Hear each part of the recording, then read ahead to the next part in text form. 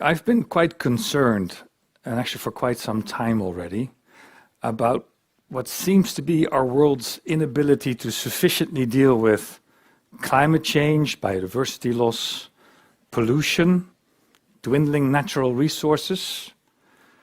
And that is actually making me a bit anxious, actually quite anxious. Raise your hand if you're feeling anxious also about the lack of speed or sufficiency here. I thought so. That's quite a few. And I wonder what will that mean? You know, will we run out of space on this earth to raise our children, to feed ourselves, to build our dreams?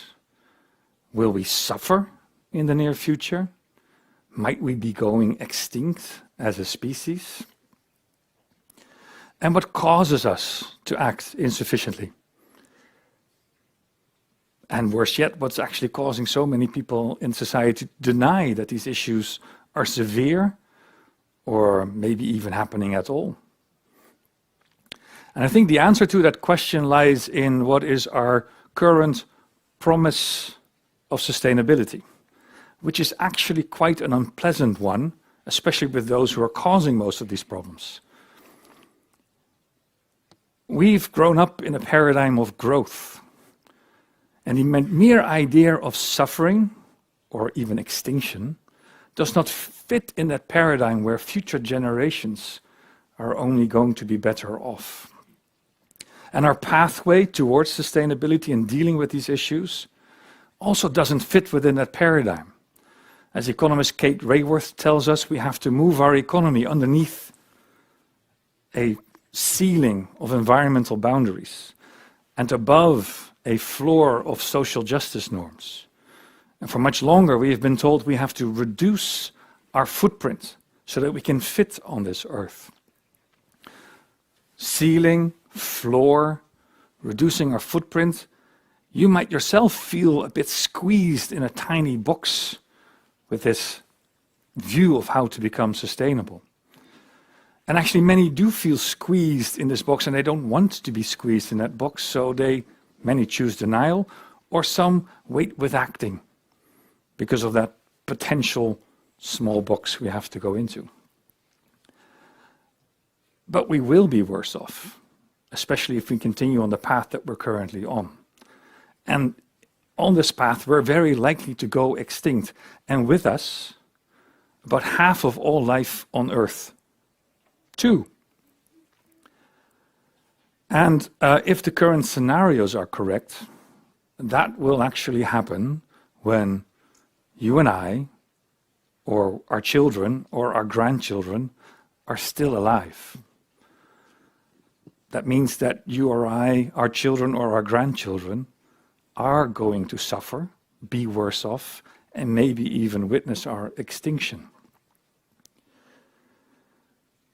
A tiny box is actually happening already, even though we don't want to be in it.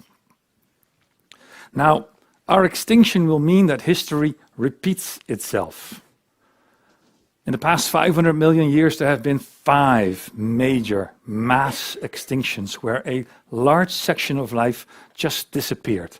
It's the yellow arrows on this graph. We're in the 6th major extinction right now, the one that we're part of. But something fascinating and somewhat miraculous happened after at least the last few extinctions. After that extinction event, life returned to Earth and bloomed in greater diversity than it did before. More species took in the space that was left behind by the species that didn't have the space to be here when that extinction event happened. You know, I wonder if the dinosaur knew when he was looking up, and at least he was looking up, and saw that meteor coming at him, that after his demise, a perfect ecosystem would emerge that would also allow a species like Homo sapiens to come on this planet and thrive here. And that's us, and that's translated as wise human. You know, nature after his demise sort of became more complex, more rich, and even a bit more wiser. And that's likely to happen after our extinction also. Life will bloom again, probably.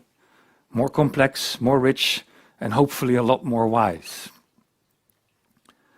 But I have daughters, and I don't want them to suffer. And if the worst case scenarios are true, I don't want me to suffer either. So then what? Something wonderful happened to me.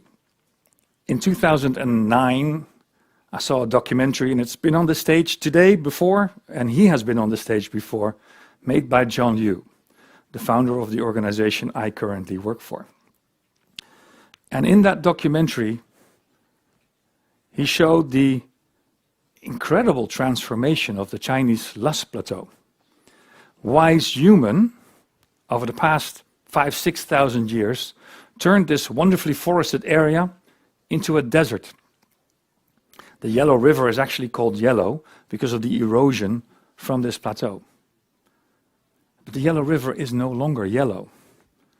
Wise human restored the ecosystem and introduced regenerative agriculture or agroecology. When you see those images, you will intuitively feel that the people that live there are better off. And that documentary blew my mind. It made me realize that this promise of sustainability, of more scarcity, is actually wrong. Of that being a small squeezing box.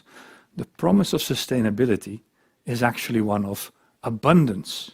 Sure, those social environmental boundaries still exist, but that box is becoming really, really big if we restore ecosystems and regenerate nature. And regenerating nature creates that natural abundance. And it's important to note here that it's natural abundance. Most of our economy right now uses non-renewable and non-bio-based products, except in food. Maybe even there, that's becoming less too. Switching that from that non-renewable economy to a bio-based, renewable economy is not going to be easy. It's not easy now. But my point today is knowing that we are then moving to that larger box, that more abundant place, might motivate more people to put their minds and resources to achieving that transition. Not the fear of having to lose stuff, but the idea we're going to gain more, a better place to live, where we are connected with nature again, should motivate us more. So, how do we get there? Everything is done in threes, right? I too have 3 steps. The first one is to show at the local level that this abundance is possible, because that will inspire people to take on that work. So one is inspiration from the proof that abundance is possible. The second one is education. Billions of people need to be put to work on this. That means that the knowledge needs to reach billions of people. And the third one is a bit more complex to explain in one sentence, so I'll just leave it for now. We have to learn how to let go. So let's start with that first one, inspiration. The inspiration that follows that abundance is possible. I'm also going to take you to the Sinai Desert. In the right hand, you'll see the soil that farmers used to have to grow their food on. Food needed a lot of water because it's desert sand. And the harvests were not really very good, hardly subsistence. In the left hand, you see this darker soil. It's got more organic material in it, it holds more water, and hence it needs less water, which is a good thing in a desert, and the yields are much higher, so much higher that they're looking for markets now. That just took 2-3 years. In the tropics, we see farms emerging that are using these techniques called polycultures. And they're also reporting much higher yields than their neighboring monoculture farms. What all these farms are doing, they are using techniques of agroecology, and they're linking to the natural system And they're reporting these huge yield increases. Actually, some farms report a yield increase of a factor 100. I see you looking, you might be more conservative, a bit skeptic. Let's say it's a factor 10, but that's actually still a lot. And it's the science that got us here. We used to think we have to remove all of nature from our fields to grow our food and the materials we need from nature, or remove forests so that we can have more of these fields. What the science has learned us now is that agriculture at its most natural is actually at its most productive. High trees for timber and nuts, smaller trees for our fruits, bushes, plants for our everything else we need, and even animals, all in the same field, mimicking a natural system. We have learned how ecosystems work, and we've also learned how to mimic them. Second thing is what we've learned is the role of real natural areas near these agricultural systems, where all of biodiversity can bloom. We've learned that their relationship is mutually reinforcing. So what these new farmers are doing, they're also reforesting the hills. They're restoring the savannas. They are restoring the mangroves and the corals. Actually, that's fishers, but still important. They've learned that agroecology and larger natural areas go hand in hand and create that abundance. That's the inspiration. The inspiration that abundance is possible around the world. Like John's documentary, if you look around you, you'll find hundreds of these initiatives around the world where people locally figured out how to create that abundance and are showing the rest of their neighbors on how to do it. And that brings me to that second point, which is education. It might feel intuitively really good, and you intuitively will know that nature is more abundant, but it takes a bit of a deeper insight to know how ecosystems work, how to restore them, or how to mimic them. But if we want to reach billions with this education, the expert world needs to come down from its tower and figure out how to explain how that works to people. And that brings me to that third point, which is more complicated, and that is how we organize these types of approaches. And in that, we're sort of stuck in this scarcity mindset also. Let me explain with an example about my own organization. I often get asked, usually by people who want to put financial resources into what we're doing, the question, how do we intend to scale up to cover the entire planet with our work? And my answer is often very disappointing, and it's therefore also really difficult to get the resources. I'm saying we want to stay small. Our intention is not to be the organization that saves this planet. Our intention is to move forward that inspiration, help get that education to the level of everyday people, especially living in degraded lands, and let things happen. Let all these ideas, all these experiments, all these new thoughts bloom in the places where they are. You know, we're so used in our economy and in the way we deal with our charities to look for a winner that we put our scarce resources into. Because somewhere we've also been told that nature and life is about competition. But life is not about competition, it's about collaboration. You know, there isn't one tree that grew tall enough to cover everyone with shade and provide us with all the food we need. There's millions of trees that form a forest with all other life. Life is about collaboration. Even being eaten by another species is a form of collaboration in that system. So, what then do? We have to spread these ideas to multiple organizations. And we call this, and this is that third element, we can scale up the impact that we want through scaling out. Not one initiative can cover the entire planet, not one initiative can rescue the entire world, and actually probably not one idea. We need to figure out how we can spread our resources amongst many.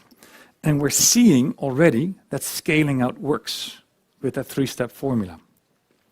That same example in the Sinai, it started at one farm who saw a YouTube film and changed to regenerative agriculture, figured out how to do it, actually called someone at Wageningen. Now 80 farms, in a period of just 2 years, have come and learned at that farm how to implement those same techniques. There's no central organization in place. There's not someone who's saying, now it's your turn, here's some money. Now it's your turn, here's some money. People come and learn, and they have the tools already to implement this themselves. In Guatemala, one village decided to stop with slash and burn corn cropping because it had detrimental effects on the place where they were living, and switched to agroforestry. Within 5 years, 160 villages followed suit, letting go of slash and burn and introducing agroforestry. They were inspired by the abundance created at that one village. They were able to get the knowledge from that one village, and then they took it to their own homes and implemented it there. I can give at least 60 more examples of where this works.